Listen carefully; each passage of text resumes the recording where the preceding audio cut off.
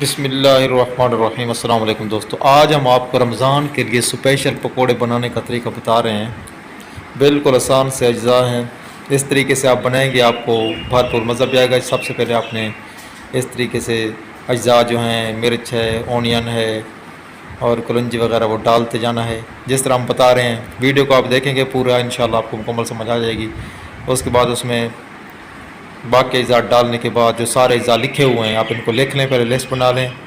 उसके बाद आप इनको बनाएं, इंशाल्लाह मज़ा आएगा। मज़ीद इस तरह की वीडियोज़ के लिए चैनल को सब्सक्राइब भी करवा दें। अल्लाह हाफ़िज़।